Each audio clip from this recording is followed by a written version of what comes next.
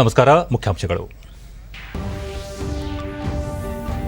ದೇಶಾದ್ಯಂತ ಲಸಿಕೆ ಉತ್ಸವ, ಎಲ್ಲರೂ ಚುಚ್ಚುಮದ್ದು ಪಡೆಯಲು ಜಾಗೃತಿ ಪ್ರೇರಣೆ ನೀಡುವಂತೆ ಜನತೆಗೆ ಪ್ರಧಾನಿ ನರೇಂದ್ರ ಮೋದಿ ಕರೆ. ಉಪಚುನಾವಣೆಯಲ್ಲಿ ಬಿಜೆಪಿಗೆ ಗೆಲುವಿನ ವಿಶ್ವಾಸ, ಕೇಂದ್ರ ರಾಜ್ಯ ಸರ್ಕಾರದಿಂದ ಜನಸ್ನೇಹಿ ಯೋಜನೆಗಳ ಸಾಕಾರ, ಮುಖ್ಯಮಂತ್ರಿ ಬಿಎಸ್ ಯಡಿಯೂರಪ್ಪ.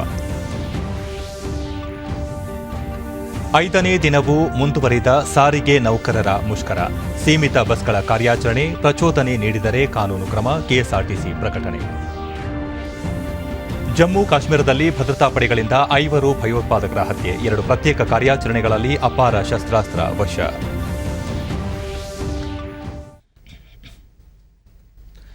ವಾರ್ತೆಗಳ ವಿವರ. ದೇಶಾದ್ಯಂತ ಇಂದು ಲಸಿಕೆ ಉತ್ಸವ ಆರಂಭವಾಗಿದೆ. ಈ ಸಂದರ್ಭದಲ್ಲಿ ಪ್ರಧಾನಿ ನರೇಂದ್ರ ಮೋದಿ ಕೊರೋನಾ ಸೋಂಕು ತಡೆಗಟ್ಟುವ ನಿಟ್ಟಿನಲ್ಲಿ ಲಸಿಕೆಯನ್ನು ಹಾಕಿಸಿಕೊಳ್ಳುವಂತೆ ದೇಶದ ಜನರಲ್ಲಿ ಮನವಿ ಮಾಡಿದ್ದಾರೆ. ಈ ಸಂಬಂಧ ನರೇಂದ್ರ ಮೋದಿ .inನಲ್ಲಿ ಲೇಖನವನ್ನು ಪ್ರಕಟಿಸಿರುವ ಮೋದಿ, ಮಹಾಮಾರಿ ಸೋಂಕನ್ನು ತಡೆಗಟ್ಟುವ ನಿಟ್ಟಿನಲ್ಲಿ 4 ಪ್ರಮುಖ ಅಂಶಗಳನ್ನು ಪಾಲಿಸುವಂತೆ ಮನವಿ ಮಾಡಿದ್ದಾರೆ. ವ್ಯಕ್ತಿಗತ ಸ್ವಚ್ಛತೆಯ ಜೊತೆಯಲ್ಲೇ ಸಾಮಾಜಿಕ ಸ್ವಚ್ಛತೆಗೆ ಆದ್ಯತೆ ನೀಡಿ ಎಂದು ಅವರು ಕಿವಿಮಾತು ಹೇಳಿದ್ದಾರೆ. ನೀವು ಲಸಿಕೆ ಹಾಕಿಸಿಕೊಳ್ಳಿ, ಮತ್ತೊಬ್ಬರಿಗೂ ಲಸಿಕೆ ಹಾಕಿಸುವಲ್ಲಿ ಸಹಕಾರ ನೀಡಿ, ಚಿಕಿತ್ಸೆ ಬಗ್ಗೆ ಮಾಹಿತಿ ಇಲ್ಲದವರಿಗೆ ಸೂಕ್ತ ಮಾಹಿತಿ ನೀಡಿ ಜಾಗೃತರಾಗಿರುವಂತೆ ಪ್ರೇರೇಪಣೆ ನೀಡಿ ಎಂದು ಹೇಳಿದ್ದಾರೆ.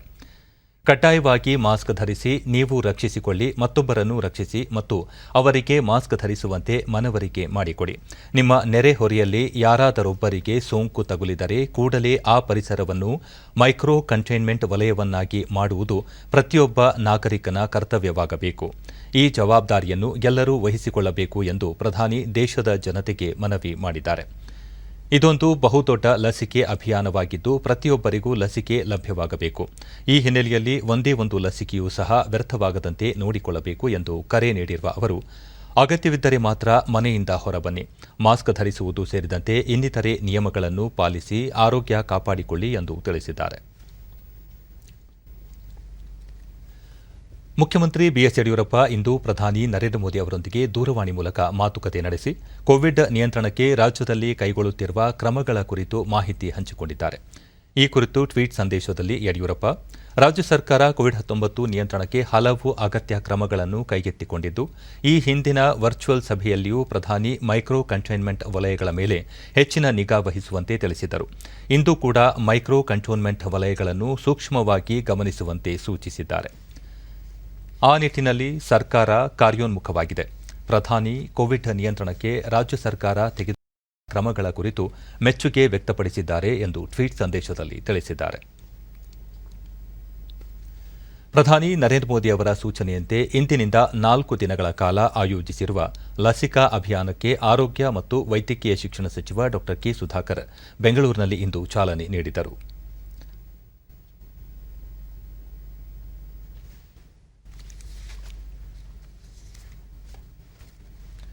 ನಂತರ ಅವರು ಜ್ಯೋತಿಬಾ ಫುಲೆ ಮತ್ತು ಡಾ ಬಿಆರ್ ಅಂಬೇಡ್ಕರ್ ಅವರ ಜನ್ಮ ದಿನೋತ್ಸವದ ಶುಭ ಸಂದರ್ಭದಲ್ಲಿ ಈ ಅಭಿಯಾನ ಆರಂಭಿಸಿರುವುದು ಭಾರತೀಯರು ಹೆಮ್ಮೆ ಪಡುವಂತಿದೆ. ಕೋವಿಡ್-19 ಲಸಿಕೆ ವಿಜ್ಞಾನಿಗಳ ಸತತ ಶ್ರಮ ಮತ್ತು ತ್ಯಾಗದ ಫಲವಾಗಿ ಲಭಿಸಿದೆ. ಇದರಲ್ಲಿ ರಾಜಕೀಯ ಬೆರೆಸದೆ ಪ್ರತಿಯೊಬ್ಬರೂ ಲಸಿಕೆ ಪಡೆಯುವಂತೆ ಪ್ರೋತ್ಸಾಹಿಸುವುದು ಅಗತ್ಯ ಎಂದು ಅಭಿಪ್ರಾಯಪಟ್ಟರು. ಆರೋಗ್ಯ ಕ್ಷೇತ್ರದಲ್ಲಿ ಮಹತ್ವದ ಸುಧಾರಣೆಗಳನ್ನು ತರಲು ಕೇಂದ್ರ ಮತ್ತು ರಾಜ್ಯ ಸರ್ಕಾರ ಈ ವರ್ಷದ ಆಯವ್ಯಯದಲ್ಲಿ ಹೆಚ್ಚಿನ ಅನುದಾನವನ್ನು ನೀಡಿದೆ. ಮುಂಬರುವ ದಿನಗಳಲ್ಲಿ ಸರ್ಕಾರಿ ಆಸ್ಪತ್ರೆಗಳು ಮತ್ತು ವೈದ್ಯಕೀಯ ಶಿಕ್ಷಣ ಸಂಸ್ಥೆಗಳಲ್ಲಿ ಸುಧಾರಣೆ ತರಲು ಶ್ರಮಿಸುವುದಾಗಿ ತಿಳಿಸಿದರು.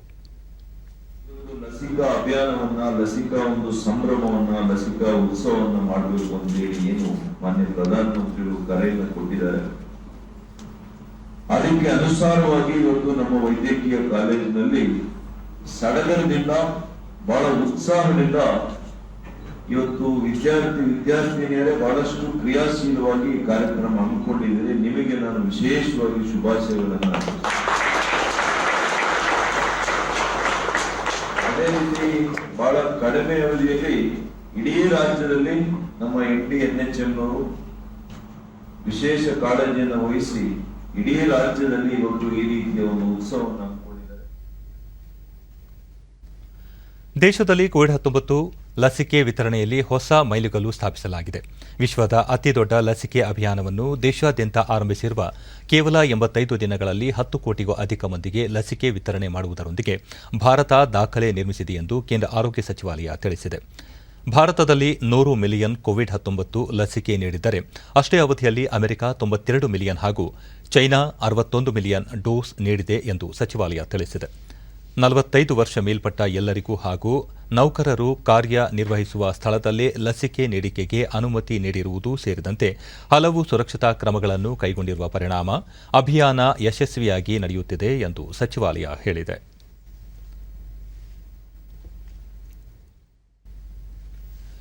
ದೇಶಾದ್ಯಂತ ಏಪ್ರಿಲ್ 14ರವರೆಗೆ ಕೊರೋನಾ ಲಸಿಕೋತ್ಸವ ಅಭಿಯಾನ ಆರಂಭವಾಗಿದ್ದು, ಚಿಕ್ಕಬಳ್ಳಾಪುರ ನಗರದಲ್ಲಿ ಮಹಿಳೆಯರಿಗಾಗಿಯೇ ಕೊರೋನಾ ಚುಚ್ಚುಮದ್ದು ನೀಡಲು ತೆರೆಯಲಾಗಿರುವ ಪಿಂಕ್ ಬೂತ್ ಅನ್ನು ಜಿಲ್ಲಾಧಿಕಾರಿ ಆರ್. ಲತಾ ಇಂದು ಉದ್ಘಾಟಿಸಿದರು.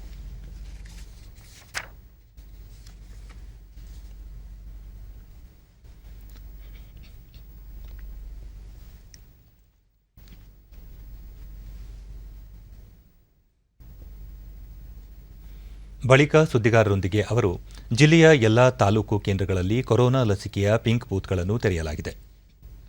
ಪ್ರತಿದಿನ 7 ರಿಂದ 8 ಸಾವಿರ ಅರ್ಹ ನಾಗರಿಕರಿಗೆ ಲಸಿಕೆ ಹಾಕಲಾಗುತ್ತಿದೆ. ನಾಳೆಯಿಂದ ಸರ್ಕಾರಿ ಕಚೇರಿಗಳಲ್ಲಿಯೂ ಲಸಿಕೆ ಹಾಕುವ ವ್ಯವಸ್ಥೆ ಮಾಡಲಾಗುತ್ತಿದೆ ಎಂದು ತಿಳಿಸಿದರು.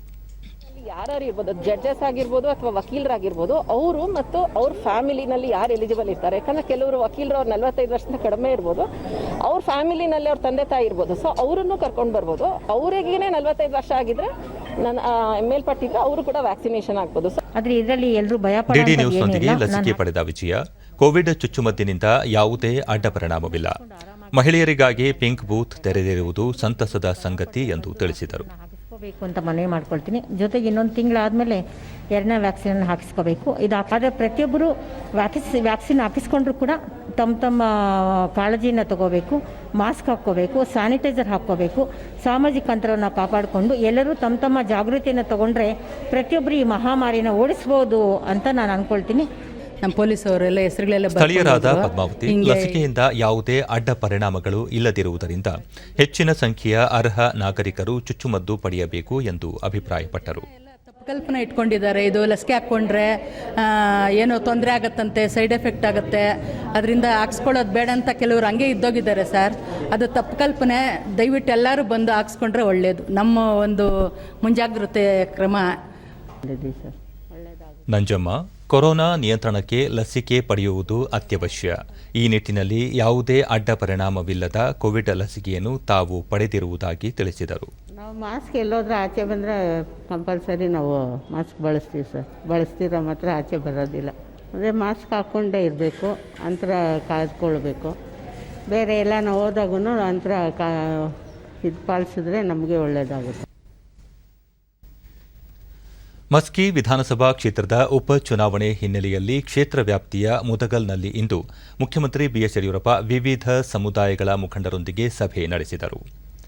ಸಚಿವ ಸಿಸಿ ಪಾಟೀಲ್, ಮುಖ್ಯಮಂತ್ರಿಗಳ ರಾಜಕೀಯ ಕಾರ್ಯದರ್ಶಿ ರೇಣುಕಾಚಾರ್ಯ, ಶಾಸಕರಾದ ರಾಜುಗೌಡ, ಮುನಿರತ್ನ, ಎಎಸ್ ಪಾಟೀಲ್ ನಡಹಳ್ಳಿ, ಪಕ್ಷದ ರಾಜ್ಯ ಉಪಾಧ್ಯಕ್ಷ ಬಿವೈ ವಿಜಯೇಂದ್ರ ಸೇರಿದಂತೆ ಅನೇಕ ಮುಖಂಡರು ಉಪಸ್ಥಿತರಿದ್ದರು. ಬಳಿಕ ಯಡಿಯೂರಪ್ಪ, ಕ್ಷೇತ್ರದಲ್ಲಿ ಬಿಜೆಪಿ ಪರ ವಾತಾವರಣವಿದ್ದು ನಿಶ್ಚಿತವಾಗಿ ಪಕ್ಷದ ಅಭ್ಯರ್ಥಿ ಗೆಲುವು ಸಾಧಿಸಲಿದ್ದಾರೆ. ಕ್ಷೇತ್ರದ ಅಭಿವೃದ್ಧಿಗೆ ಆದ್ಯತೆ ಮೇರೆಗೆ ಅನುದಾನ ಒದಗಿಸಲಾಗುವುದು ಎಂದರು. ಕೇಂದ್ರ ಹಾಗೂ ರಾಜ್ಯ ಸರ್ಕಾರಗಳು ಜಾರಿಗೆ ತಂದಿರುವ ನೀರಾವರಿ ಯೋಜನೆಗಳು, ಬೆಂಬಲ ಬೆಲೆಯಲ್ಲಿ ಕೃಷಿ ಉತ್ಪನ್ನ ಖರೀದಿ ಯೋಜನೆ ಹಾಗೂ ಹಲವು ರೈತ ಸ್ನೇಹಿ ಚಿಂತನೆಗಳು ಸಾಕಾರಗೊಂಡಿದ್ದು, ಮುಂದಿನ ದಿನಗಳಲ್ಲಿ ಮತ್ತಷ್ಟು ಪ್ರಗತಿ ಸಾಧಿಸುವ ವಿಶ್ವಾಸವಿದೆ ಎಂದರು. ನೀವು ನೂರಾರು ಜನರನ್ನ ಮನವೊಲಿಸಿ ಓಟನ್ನ ಕೊಡಿಸ್ಬೇಕು ಅಂತ ನಿಮ್ಮಲ್ಲಿ ಕೈ ಜೋಡಿಸಿ ಪ್ರಾರ್ಥನೆ ಮಾಡ್ತೇನೆ. ನಮ್ಮವರು ನಮಗೆ ಓಟ್ ಕೊಡಿ ಅಂತ ಕೇಳೋದು ದೊಡ್ಡದಲ್ಲ. ಆದರೆ ಪರಿಶಿಷ್ಟ ಜಾತಿ, ಪರಿಶಿಷ್ಟ ವರ್ಗ, ಹಿಂದುಳಿದ ವರ್ಗದ ಬಂಧುಗಳನ್ನ ಹೋಗಿ ಭೇಟಿ ಮಾಡಿ, ನಮ್ಮ ಅಣ್ಣ ತಮ್ಮಂದಿರನ್ನ, ತಾಯಿಯಂದನ್ನ ಭೇಟಿ ಮಾಡಿ 17ನೇ ತಾರೀಕು ಮತದಾನ ಕೇಂದ್ರಕ್ಕೆ ದೊಡ್ಡ ಪ್ರಮಾಣದಲ್ಲಿ ಜನರನ್ನ ಕರ್ಕೊಂಡು ಬಂದು 100ಕ್ಕೆ 75-80 ಭಾಗ ವೋಟ್ ಆಗುವಂತೆ ನೋಡ್ಕೊಳ್ಳುವಂತಹದ್ದು ನಮ್ಮ ವೀರಶೈವ ಲಿಂಗಾಯತ ಸಮಾಜದ ದೊಡ್ಡ ಜವಾಬ್ದಾರಿ ನಿಮ್ಮ ಮೇಲಿದೆ. ಆ ಕೆಲಸವನ್ನು ಮಾಡಬೇಕು ಅಂತ ಕೈ ಜೋಡಿಸಿ ನಿಮ್ಮಲ್ಲಿ ಪ್ರಾರ್ಥನೆ ಮಾಡ್ತೇನೆ ಬಂಧುಗಳೇ. ರಾಜ್ಯದಲ್ಲಿ ಉಪಚುನಾವಣೆ ನಡೆಯುತ್ತಿರುವ ಎಲ್ಲ ಕ್ಷೇತ್ರಗಳಲ್ಲಿ ಬಿಜೆಪಿ ಗೆಲುವು ನಿಶ್ಚಿತ ಎಂದು ಪಕ್ಷದ ರಾಷ್ಟ್ರೀಯ ಪ್ರಧಾನ ಕಾರ್ಯದರ್ಶಿ ಸಿಟಿ ರವಿ ಕಲಬುರಗಿಯಲ್ಲಿ ಇಂದು ಹೇಳಿದ್ದಾರೆ. ಸುದ್ದಿಗಾರರೊಂದಿಗೆ ಉಪಚುನಾವಣೆ ಬಳಿಕ ಕಾಂಗ್ರೆಸ್ ಮತ್ತಷ್ಟು ಹಿನ್ನಡೆ ಅನುಭವಿಸಲಿದೆ. ನೈತಿಕ ರಾಜಕಾರಣದ ಬಗ್ಗೆ ಮಾತನಾಡುವ ಕೆಪಿಸಿಸಿ ಅಧ್ಯಕ್ಷರು ತಮ್ಮ ವಿಚಾರದಲ್ಲಿ ಅದನ್ನು ಕಾರ್ಯರೂಪಕ್ಕೆ ತರದಿರುವುದು ವಿಷಾದನೀಯ. ರಾಷ್ಟ್ರೀಯ ಹಿತಾಸಕ್ತಿಗೆ ಕಾಂಗ್ರೆಸ್ ವಿರುದ್ಧವಾಗಿದೆ ಎಂದು ದೂರಿದರು. ಫಲಿತಾಂಶ 13,000ಕ್ಕೂ ಹೆಚ್ಚು ಮತಗಳ ಅಂತರದಲ್ಲಿ ಬಿಜೆಪಿ ಗೆಲ್ತು. 17 ಕ್ಷೇತ್ರಗಳ ಚುನಾವಣೆಯಲ್ಲಿ 15ರಲ್ಲಿ ಬಿಜೆಪಿ ಗೆಲುವು. ಇದು ಅಷ್ಟೇ, ಈ ಉಪಚುನಾವಣೆಯ ನಂತರವೂ ಅವರು ಖಾಲಿ ಡಬ್ಬ ಅನ್ನೋದು ಸಾಬೀತಾಗತ್ತೆ.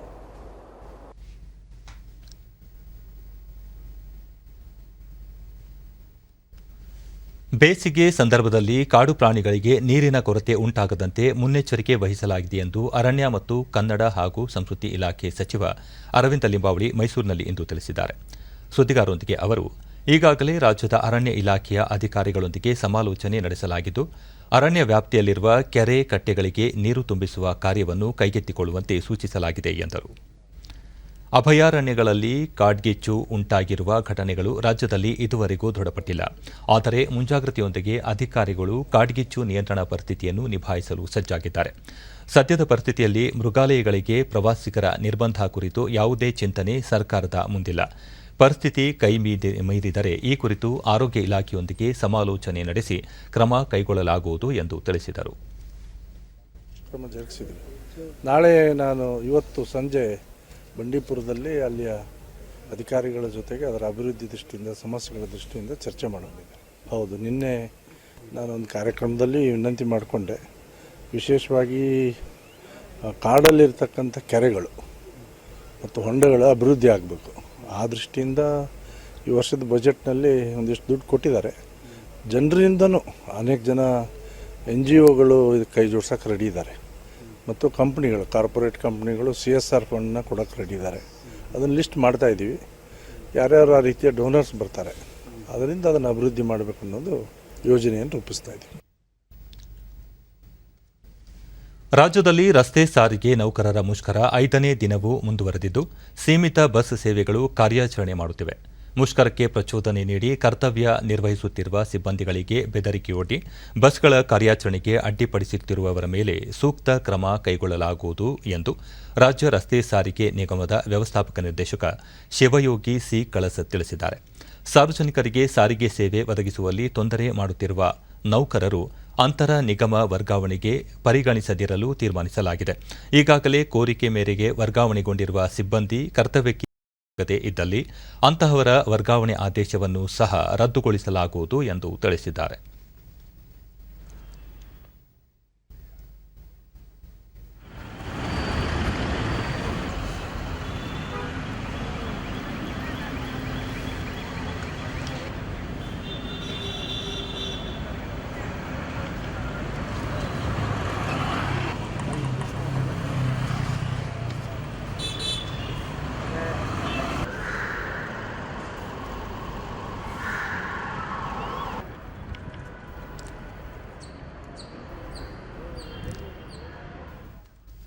ದೇಶದಲ್ಲಿ ಕಳೆದ 24 ಗಂಟೆಗಳಲ್ಲಿ 1,52,879 ಹೊಸ ಕೋವಿಡ್-19 ಪ್ರಕರಣಗಳು ಬೆಳಕಿಗೆ ಬಂದಿವೆ.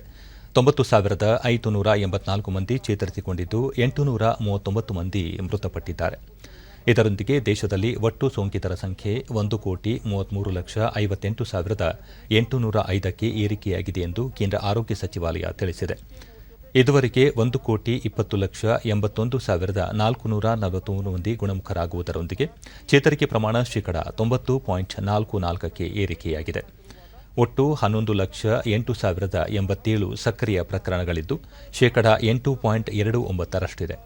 ಇದುವರೆಗೆ 1,69,275 ಮಂದಿ ಮೃತಪಟ್ಟಿದ್ದು, ಈ ಪ್ರಮಾಣ ಶೇಕಡಾ 1.27ರಷ್ಟಿದೆ.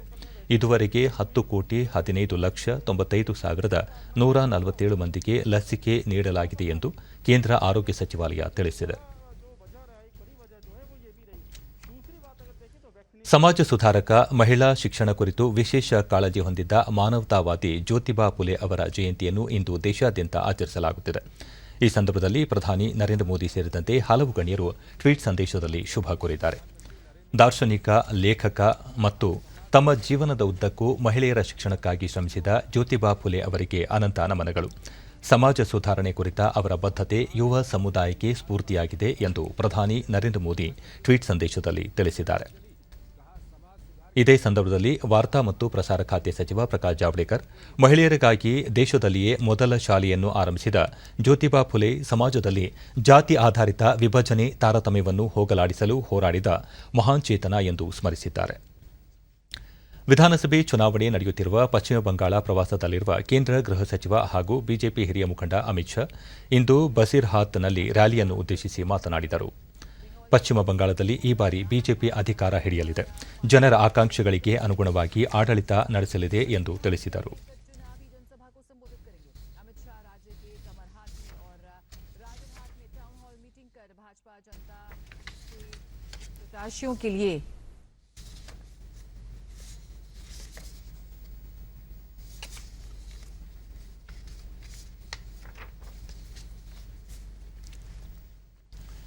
ಬೇಸಿಗೆಯ ಸುಡು ಬಿಸಿಲು ಜನ ಜಾನುವಾರುಗಳನ್ನು ಬಿಡದಂತೆ ಕಾಡುತ್ತಿದೆ.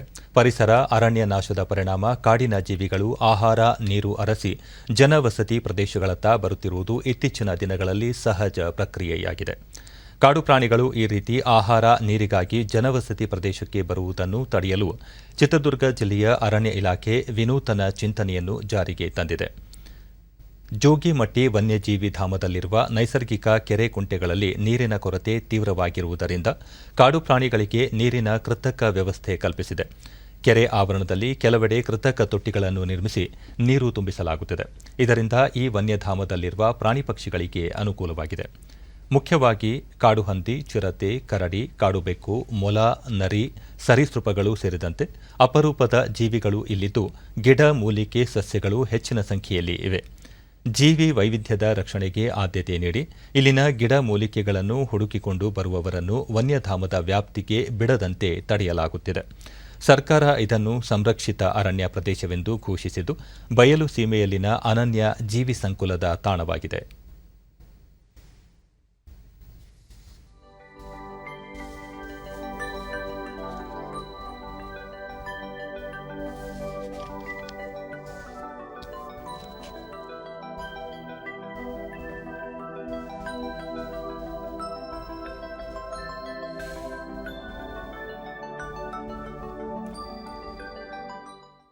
ಹುಲ್ಲುಗಾವಲು ಈ ಭಾಗದಲ್ಲಿ ಈ ಕುರಿತು ವನ್ಯಜೀವಿ ಧಾಮದ ವಲಯ ಅರಣ್ಯ ಸಂರಕ್ಷಣಾಧಿಕಾರಿ ಸಂದೀಪ್ ನಾಯಕ, ಈ ಪ್ರದೇಶದಲ್ಲಿ ಬೇಸಿಗೆ ಸಂದರ್ಭದಲ್ಲಿ ನೀರಿನ ಸಮಸ್ಯೆ ಹೆಚ್ಚಿದೆ. ಅರಣ್ಯ ಇಲಾಖೆ ವತಿಯಿಂದ ಟ್ಯಾಂಕರ್ ಮೂಲಕ ನೀರು ಸರಬರಾಜು ಮಾಡಲಾಗುತ್ತಿದೆ. ಇದಕ್ಕೆ ಅನೇಕ ಪರಿಸರ ಆಸಕ್ತರು ಕೈಜೋಡಿಸಿದ್ದಾರೆ ಎಂದು ವಿವರಿಸಿದರು. ಹೋಗಿ ನೀರನ್ನು ಆರಿಸ್ಕೊಂಡು ನೀರಿನಗೋಸ್ಕರ ಹೊರಗಡೆ ಹೋಗೋದು ನಾವು ತಡೆಯಲು ತೆಗೆದುಕೊಂಡ ಒಂದು ಕ್ರಮ ಆಗಿರುತ್ತದೆ. ಇದು ಕಳೆದ 4 ವರ್ಷಗಳಿಂದ ಮಾಡ್ತಾ ಇದ್ದೇವೆ. 40ಕ್ಕೂ ಹೆಚ್ಚು ಕಡೆ ಸಿಮೆಂಟ್ ರಿಂಗ್ಗಳು ಮಾಡಿದ್ದೇವೆ ಮತ್ತು ವಾಟರ್ ರೋಲ್ಗಳನ್ನು ಸಹ ನಿರ್ಮಿಸಿದ್ದೇವೆ. ಮೊದಲು ಸಿಮೆಂಟ್ ವಾಟರ್ ರೋಲ್ ಮಾಡ್ತಾ ಇದ್ವಿ. ಅದನ್ನು ಬದಲಾಯಿಸಿಬಿಟ್ಟು ಈಗ ನಾವು ಚಿಕ್ಕ ಕೆರೆಗಳನ್ನ ನಿರ್ಮಾಣ ಮತ್ತು ಕೆರೆಗಳಲ್ಲಿ ಹೂಳೆತ್ತೋದನ್ನು ಮತ್ತು ಚಿಕ್ಕ ನೀರಿನ ಗುಂಡಿಗಳನ್ನು ಸಹ ನಿರ್ಮಿಸಿ ಅರಣ್ಯದಲ್ಲಿ ನಾವು ಸಾಕಷ್ಟು ಮಾರ್ಗ ನೇಚರ್ ಫೌಂಡೇಶನ್ನ ಪ್ರಶಾಂತ್, ಪ್ರವಾಸಿಗರ ಆಕರ್ಷಣೀಯ ತಾಣವಾಗಿರುವ ಈ ಪ್ರದೇಶ ಹಲವು ಅಪರೂಪದ ಜೀವಿ ಸಂತತಿಯ ಕೇಂದ್ರವಾಗಿದೆ. ಪ್ರವಾಸಿಗರು ಇದರ ಅನನ್ಯತೆಯನ್ನು ಕಾಪಾಡಲು ಒತ್ತು ನೀಡಬೇಕು ಎಂದರು. ವಿವಿಧ ಶಾಲಾ ಕಾಲೇಜು ಮಕ್ಕಳಿಗೆ ಅರಿವನ್ನು ಮೂಡಿಸ್ತಕ್ಕಂಥ ಕೆಲಸ ಕಾರ್ಯಗಳನ್ನು ನಾವು ಕಳೆದ 3 ವರ್ಷಗಳಿಂದ ಅರಣ್ಯ ಇಲಾಖೆ ಸಹಯೋಗದೊಂದಿಗೆ ನಾವು ಮಾಡ್ಕೊತಾ ಬಂದಿದ್ವಿ.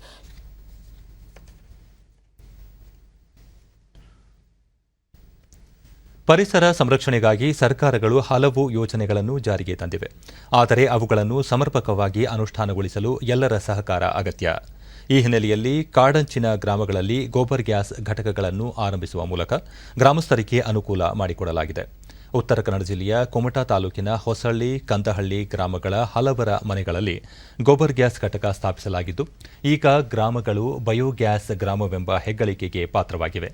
ಸಾವಯವ ಕೃಷಿ ಪರಿವಾರ ಮುಖಾಂತರ ಗೋವುಗಳನ್ನು ಸಾಕಿದ ರೈತರಿಗೆ ಪ್ರೇರಣೆ ನೀಡುವ ಹಾಗೂ ಆರ್ಥಿಕವಾಗಿ ಅವರನ್ನು ಸಬಲೀಕರಣಗೊಳಿಸುವ ನಿಟ್ಟಿನಲ್ಲಿ ಆರಂಭವಾದ ಬಯೋಗ್ಯಾಸ್ ಉತ್ತರ ಕನ್ನಡ ಜಿಲ್ಲೆಯ ಹಲವು ಗ್ರಾಮಗಳ ರೈತರ ಬದುಕಿಗೆ ಆಸರೆಯಾಗಿದೆ.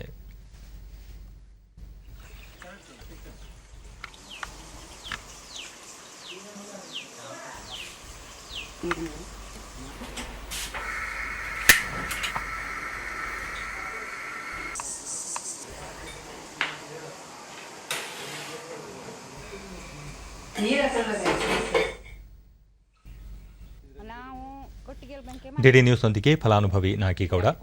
ಅಡುಗೆ ಹಾಗೂ ನಿತ್ಯದ ಕೆಲಸಗಳಿಗಾಗಿ ಬೆಟ್ಟಕ್ಕೆ ಹೋಗಿ ಸೌದೆ ಸಂಗ್ರಹಿಸುತ್ತಿದ್ದೆವು.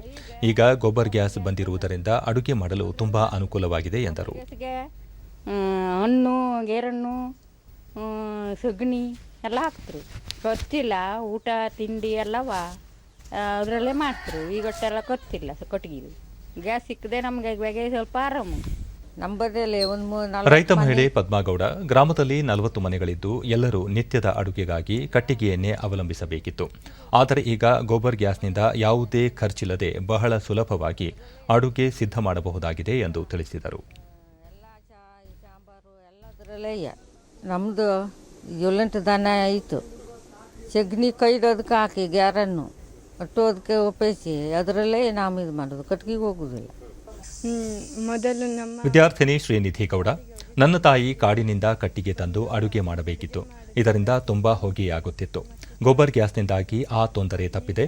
ಅಲ್ಲದೆ ಸರಿಯಾದ ಸಮಯಕ್ಕೆ ಶಾಲೆಗೆ ಹೋಗಲು ಅನುಕೂಲವಾಗಿದೆ ಎಂದರು. ಆದ್ದರಿಂದ ನಮಗೆ ತುಂಬ ಅನುಕೂಲವಾಗಿದೆ. ಅಡುಗೆ ಬೇಗ ಆಗುತ್ತದೆ. ನನಗೆ ಅಭ್ಯಾಸ ಮಾಡಿ ಶಾಲೆಗೆ ಹೋಗಲಿಕ್ಕೆ ತುಂಬ ಅನುಕೂಲವಾಗಿದೆ. ಹೊಂಡವನ್ನು ರೆಡಿ ಮಾಡುವಂತಹ ಸಾವಯವ ಕೃಷಿ ಪರಿವಾರದ ಸಂಚಾಲಕ ದಿನೇಶ್ ಭಟ್, ಈಗಾಗಲೇ ರಾಸುಗಳಿರುವ ಮನೆಗಳ 500 ಫಲಾನುಭವಿಗಳನ್ನು ಆಯ್ಕೆ ಮಾಡಿ ಗೋಬರ್ ಗ್ಯಾಸ್ ಅಳವಡಿಸಲಾಗಿದೆ. ಘಟಕ ಆರಂಭಿಸಿದ 15ರಿಂದ 20 ದಿನಗಳಲ್ಲಿ ಗ್ಯಾಸ್ ಉಪಯೋಗಕ್ಕೆ ಲಭ್ಯವಾಗುತ್ತದೆ ಎಂದು ಹೇಳಿದರು. 6000 ಲೀಟರ್ ಕೆಪಾಸಿಟಿ, ಮ್ಯಾಕ್ಸಿಮಮ್ ಕೆಪಾಸಿಟಿ ಇದ್ದಂತಹ ಈ ಡೈಜೆಸ್ಟರಿಗೆ ಸಗಣಿಯನ್ನು ಕರಡಿ ನಾವು ಅದೇ ದಿವಸ ಒಂದು 3 ದಿವಸಗಳ ಕಾಲ ಅದನ್ನು ಹಾಕ್ತೇವೆ. ತದನಂತರ ಒಂದು 15ರಿಂದ 20 ದಿವಸಗಳಿಗೆ ಸಗಣಿ ಈ ಹಾಕಿದಂಥ ಸಗಣಿ ಗ್ಯಾಸ್ ಆಗಿ ಪರಿವರ್ತನೆ ಆಗ್ತದೆ. ಅರ್ಹ ದಿವ್ಯಾಂಗ ಫಲಾನುಭವಿಗಳನ್ನು ಗುರುತಿಸಿ ಸರ್ಕಾರದ ಸೌಲಭ್ಯಗಳನ್ನು ತಲುಪಿಸಲು ಕೋಲಾರ ಜಿಲ್ಲೆಯಲ್ಲಿ ಗ್ರಾಮ ಪಂಚಾಯಿತಿ ಮಟ್ಟದಲ್ಲಿ ಸರ್ವೆ ಕಾರ್ಯ ಆರಂಭಿಸಲಾಗಿದೆ. ಪಂಚಾಯಿತಿ ಅಧಿಕಾರಿಗಳು ಮತ್ತು ಸ್ವಯಂ ಸೇವಕರು ಮನೆ ಮನೆಗಳಿಗೆ ಭೇಟಿ ನೀಡಿ ಫಲಾನುಭವಿಗಳ ವಾಸಸ್ಥಳ, ಆದಾಯ ಪ್ರಮಾಣ ಪತ್ರ, ಆಧಾರ್ ಸೇರಿದಂತೆ ಅಗತ್ಯ ದಾಖಲೆಗಳು ಹಾಗೂ ಇತರೆ ಮಾಹಿತಿ ಸಂಗ್ರಹ ಕಾರ್ಯದಲ್ಲಿ ತೊಡಗಿದ್ದಾರೆ.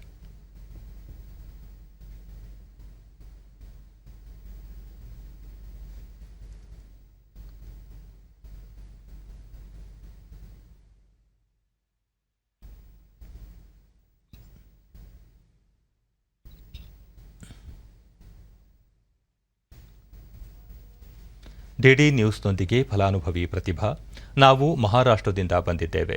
ನಮಗೆ 2 ಮಕ್ಕಳಿದ್ದು ನನ್ನ ಪತಿ ಕೂಲಿ ಕೆಲಸ ಮಾಡುತ್ತಿದ್ದಾರೆ. ಜೀವನ ನಿರ್ವಹಣೆ ಕಷ್ಟವಾಗಿದೆ.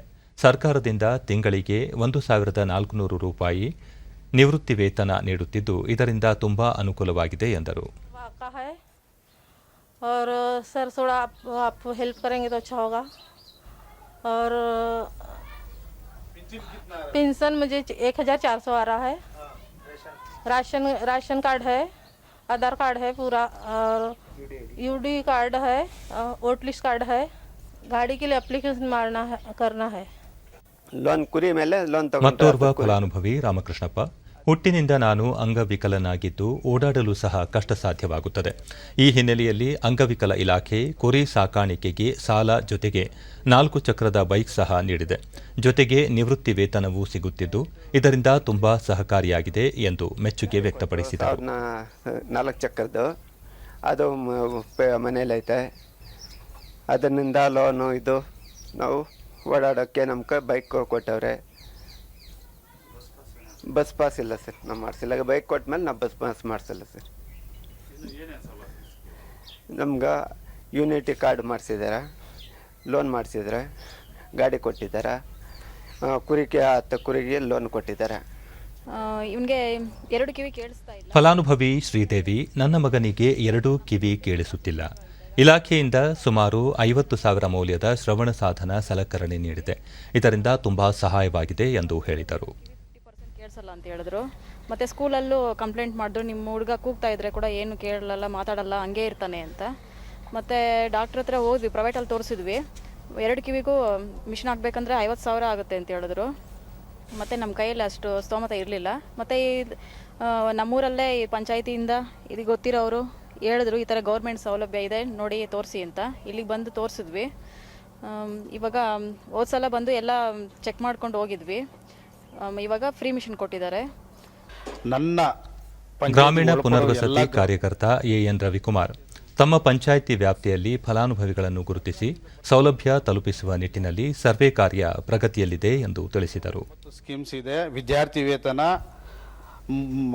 ಶುಲ್ಕ ಮರುಪಾವತಿ, ಮತ್ತು ಶಾದಿದು ವಿವಾಹ ಪ್ರೋತ್ಸಾಹಧನ, ದ್ವಿಚಕ್ರ ವಾಹನ, ಮಾಶಾಸನ, ಮತ್ತು ಬಸ್ ಪಾಸ್, ರಿಯಾಯಿತಿ ಬಸ್ ಪಾಸು, ಇನ್ನೂ ಇತರೆ ಇಲಾಖೆಗಳಿಂದ ಸಿಗ್ತಕ್ಕಂಥ ಅನುಕೂಲಗಳು, ಮತ್ತು ಆಧಾರ್ ಯೋಜನೆ ಮತ್ತು ಜಿಲ್ಲಾ ಪಂಚಾಯತಿಯಿಂದ ತಾಲೂಕ್ ಪಂಚಾಯತಿ ಬರ್ತಕ್ಕಂಥ ಅನುದಾನಗಳನ್ನ ಫಲಾನುಭವಿಗಳಿಗೆ ನಾವು ಗುರುತಿಸಿ ಇಂಥವ್ರಿಗೆ ಅರ್ಹರಿದ್ದಾರೆ ಅಂತೇಳಿ ಅವರಿಗೆ ಯೋಜನೆಗಳಲ್ಲಿ 50,000 ರೂಪಾಯಿ ಲೋನ್ ಕೊಡಿಸಿ ಅದರಲ್ಲಿ 10,000 ರೂಪಾಯಿ ಸಬ್ಸಿಡಿ ಅಂತ ಈಗಾಗಲೇ 2011 ಜಿಲ್ಲಾ ಅಂಗವಿಕಲ ಕಲ್ಯಾಣಾಧಿಕಾರಿ ಮುನಿರಾಜು ಜಿಲ್ಲೆಯಲ್ಲಿ ಸುಮಾರು 32,277 ಮಂದಿ ವಿವಿಧ ರೀತಿಯ ದಿವ್ಯಾಂಗರಿದ್ದು ಈಗಾಗಲೇ 11,000 ಫಲಾನುಭವಿಗಳನ್ನು ಗುರುತಿಸಲಾಗಿದೆ. ಇವರ ದತ್ತಾಂಶಗಳನ್ನು ಈ ಆಡಳಿತದ ವೆಬ್ಸೈಟ್ನಲ್ಲಿ ದಾಖಲಿಸುವ ಕಾರ್ಯ ಪ್ರಗತಿಯಲ್ಲಿ ಇದೆ. ಇಲಾಖೆಯಲ್ಲಿ ಹಲವು ಸೌಲಭ್ಯಗಳು ಇದ್ದು ಇದನ್ನು ಅರ್ಹರು ಸದುಪಯೋಗ ಪಡಿಸಿಕೊಳ್ಳಬೇಕು ಎಂದು ಹೇಳಿದರು. ಪ್ರಗತಿಯಲ್ಲಿದೆ. ಈಗಾಗಲೇ ನಾವು ಸುಮಾರು 11,500 ವಿಕಲಚೇತನನ ಗುರುತಿಸಿ ಆನ್ಲೈನಲ್ಲಿ ಎಂಟ್ರಿ ಮಾಡಿದ್ದೇವೆ. ಇನ್ನು ಬಾಕಿ ಉಳಿದಂಥ ವಿಕಲಚೇತನರ ಮಾಹಿತಿ ಅಪ್ಲೋಡ್ ಮಾಡುವಂಥ ಕಾರ್ಯ ಪ್ರಗತಿಯಲ್ಲಿದೆ.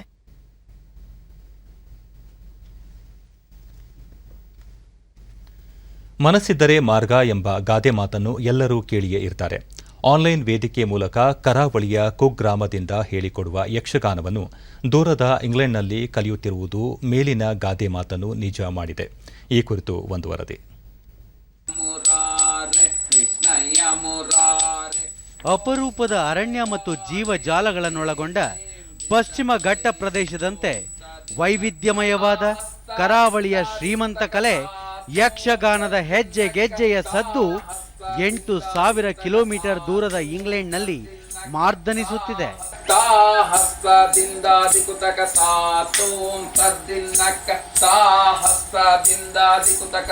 ಬ್ರಿಟನ್ನಲ್ಲಿರುವ ಕರಾವಳಿ ಮೂಲದ ವೈದ್ಯ ಗುರುಪ್ರಸಾದ್ ಪಾಟ್ವಾಲ್, ಯೋಗೀಂದ್ರ ಮರವಂತೆ, ವಿಜ್ಞಾನಿ ಗಿರೀಶ್ ಅವರ ಪರಿಶ್ರಮ ಮತ್ತು ಪರಿಕಲ್ಪನೆಯಿಂದಾಗಿ ಯಕ್ಷಗಾನದ ಕಂಪು ಬ್ರಿಟನ್ ನೆಲದಲ್ಲಿ ಕೇಳಿಸಲು ಸಾಧ್ಯವಾಗಿದೆ. ಸಂಪದ್ಭರಿತ ಯಕ್ಷಗಾನ ಕಲೆಯನ್ನು ವಿಶ್ವಕ್ಕೆ ಪಸರಿಸುವ ಉದ್ದೇಶದಿಂದ ಯುಕೆ ಯಕ್ಷಗಾನ ಎಂಬ ವೇದಿಕೆಯನ್ನು ಹುಟ್ಟುಹಾಕಿ ಮಕ್ಕಳಿಂದ ವೃದ್ಧರವರೆಗೂ ಆನ್ಲೈನ್ ಮೂಲಕ ತರಬೇತಿ ನೀಡಲಾಗುತ್ತಿದೆ.